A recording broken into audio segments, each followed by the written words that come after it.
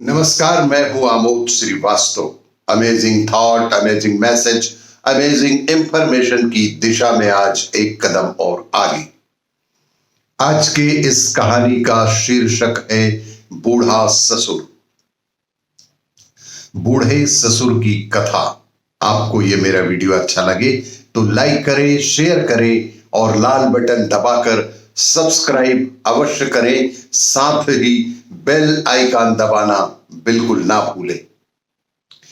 एक समय की बात है, किसी नगर में एक बूढ़ा व्यक्ति रहता था और उसकी 7 बहुएं थीं। एक बार कार्तिक का महीना आया और उसने अपनी बहुओं से कहा कि मैं कार्तिक का स्नान करूंगा। उस बूढ़े ने अपने सारी बहुओं से कहा कि मुझे कार्तिक स्नान करना है, क्या तुम इसे निभा दोगी? 7 में से 6 बहुओं ने मना कर दिया, लेकिन बड़ी बहू ने कहा कि मैं आपको कार्तिक स्नान अवश्य ही कराऊंगी। बूढ़ा हर रोज सुबह उठता और नदी पर स्नान कर घर आता। गीली धोती को वह बड़ी बहू के आंगन में सुखा देता। रोज प्रतिदिन वह नदी से नहाकर आकर अपने गीले धोती को बड़ी बहू के आंगन में सुखा देता। जैसे जैसे उस गीली धोती में से पानी की बूंदें जमीन पर गिरती, वैसे ही वह हीरे मोतियों में बदल जाती। धोती के हीरे मोती गिरते देख बाकी की 6 बहुओं में से रहा नहीं गया और वे बोली कि हम भी बूढ़े को अपने यहां नहाने को निमंत्रण देंगे। लालच में आकर उन सभी बहुओं ने कहा कि कल से ससुर जी का कार्तिक स्नान हम कराएंगे।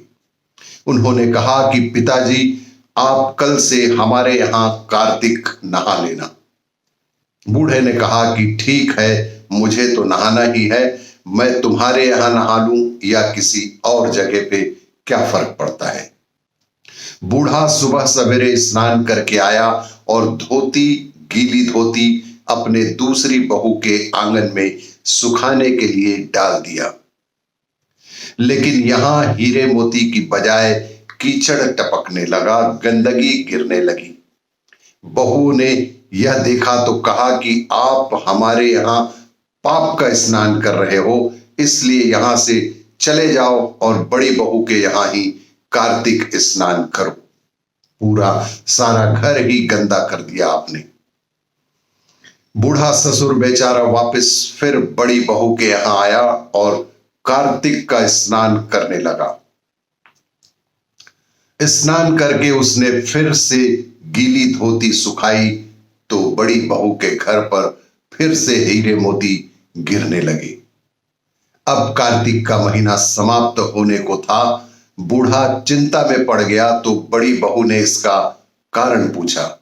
जब बूढ़ा ससुर चिंता में पड़ गया तो बड़ी बहू से रहा नहीं गया। उसने इस चिंता का कारण पूछा।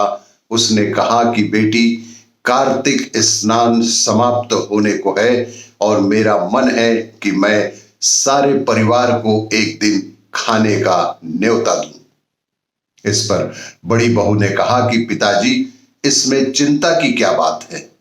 बड़ी बहू ने सरल शब्दों में कहा कि इसमें चिंता की क्या बात है, आप सभी को बुला लें, मैं खाना बना दूंगी। बूढ़ा सभी को निमंत्रण देने गया तो बाकी की बहुओं ने कहा कि जब तक यह घर पर रहेगी हम खाने पर नहीं आएंगे।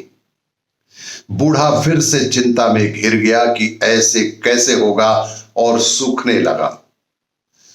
बूढ़े को सूखते देख बड़ी बहू ने कहा कि पिताजी, अब आपको फिर से कौन सी नई चिंता है। बूढ़े ने बाकी 6 बहुओं वाली बात बड़ी बहू को बता दी। बूढ़े ने बेहद कातर स्वर में बाकी के 6 बहुओं की बात बड़ी बहू को बता दी, जिसे सुनकर वह बोली कि पिताजी ठीक है, मैं खाना बनाकर रख जाऊंगी। और उसने वैसा ही किया। बड़ी बहू ने कहा कि मैं खाना बनाकर घर पर रख दूंगी और मैं बाहर चली जाऊंगी, और उसने वैसा ही किया। खाना बनाकर रख दिया और अपने लिए 4 रोटी लेकर खेत पर चली गई। इधर छहों बहुओं ने खाना खा लिया, लेकिन जाने से पहले बाकी बचे खाने में कंकड़ पत्थर डाल गई कि बड़ी बहू आएगी तो उसे ये कंकड़ पत्थर वाला खाना ही नसीब होगा। इधर खेत में बैठकर बड़ी बहू कहने लगी कि राम जी की चिड़िया, राम जी का खेत, राम जी की चिड़िया, राम जी का खेत, चुग लो चिड़िया भर भर पेट। मेरे ससुरे ने घर में जगह दी है और मैंने खेत में, मेरे ससुरे ने घर में जगह दी है और मैंने खेत में चिड़िया को बाजरा डाल वह घर आ गई। घर आई तो बूढ़ा फिर उदास बैठा था। उससे फिर पूछा कि यह उदासी का कारण क्या है, सब ठीक ठाक ही तो निपट गया ना? तब वह बोला कि हाँ, सब ठीक ठाक निपट गया, लेकिन वह तेरी देवरानियां बाकी बचे खाने में कंकड़ पत्थर व मिट्टी डालकर गई हैं। बहू ने कहा कि कोई बात नहीं पिताजी। बहू ने बहुत ही सरल शब्दों में कहा कि कोई बात नहीं पिताजी, मैं तो अपने लिए 4 रोटी फिर बना लूंगी, इसमें कोई परेशानी नहीं है।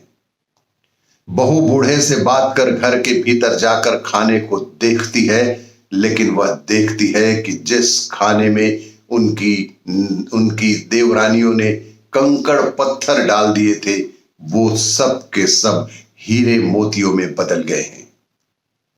घर की जगह महल खड़ा हो गया है और धन दौलत से भर गया है। अन्न के भंडार घर में भरे पड़े हैं। वह बूढ़े को बुलाकर कहती है कि पिताजी, आपने तो कहा था कि मेरे लिए कुछ नहीं बचा है। उसने कहा कि पिताजी, आपने तो कहा था कि घर में मेरे लिए कुछ नहीं बचा है और जो कुछ भी बचा है उसमें पत्थर, कंकड़ और मिट्टी डाल दिया गया है, लेकिन यहां तो हीरे मोतियों के भंडार हो गए हैं। पूरे घर में धन की वर्षा हो रही है। साधारण सा घर अब महल सा लगने लगा है। बूढ़ा सब चीजें देखकर बोला कि बेटी, तुमने सच्चे मन से कार्तिक स्नान सच्चे मन से निभाया और सारी की सारी बहुओं के मन में छल और कपट था, इसीलिए ईश्वर ने भी उनके साथ वैसा ही किया और तुमने सच्चे मन से, सच्चे हृदय से मुझे सुख शांति पहुंचाई। इसी का परिणाम है कि तुम्हारा घर आज महल सा हो गया है। आपको ये मेरा वीडियो अच्छा लगे तो लाइक करें, शेयर करें और सब्सक्राइब अवश्य करें। धन्यवाद।